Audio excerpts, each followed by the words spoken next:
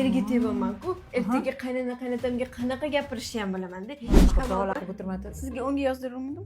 Bo'ldi, unda kelinimni o'tiring. Tayinlaylar qiz. Opa, sochlarni o'zing ko'ryapsiz.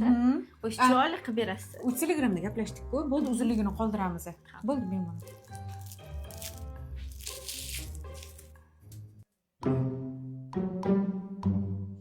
Sochidan boshlaymiz birinchi hop. Alo. Voy Mirzohid, o'zim olishim kerakmi? Bo'pti, o'qishing ketir, o'zim olarman. Hop. Shuni endi noto'g'ri qildingiz. Mana siz hozir noto'g'ri qildingiz-da. O'zligi olishsa ham bo'ladi-ku bog'chadan. Komil opa, siz o'zingizni shaxsiy chegarangizni qo'yish bilishingiz kerak. Man psixologman-da. Voy, qaysi institut psixologiyasini bitiryapsan? Yo'q, men xususiyda o'qiyman. Nomer 1 psixologda. Voy asal. O'shaman, mana hamma narsani bilaman. Erga tevaman-ku, ertaga qaynotamga qanaqa gapirishni ham bilaman-da. Shaxsiy chegaramni qo'ya olaman. Hey. Xos. Ana endi gaplashamiz.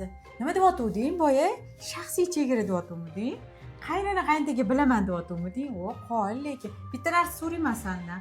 Qaynona-qaynotangizga muomala qilishdan oldin aql, farosat, vijdoningiz bormikan? Shaxsiy chegara deysanlar, mendagi qaynona-qaynotaga uchrasang boru chegaring joyiga qo'yib qo'yadi. O'zlaringcha hali bormasdan, bitta ish qilmasdan chegara qo'yib o'rgansanlar. O'shaning uchun ham psixologiyani o'qiyapman-da. Voy, ko'ydim ko'chasi. Yurgan turgan psixolog, psixonevrolog, psixolog. Ularni bilaman, normalniy soha, lekin oila psixologiyasi bir normalniysida o'qigan o'qisin ham. Kamol opa.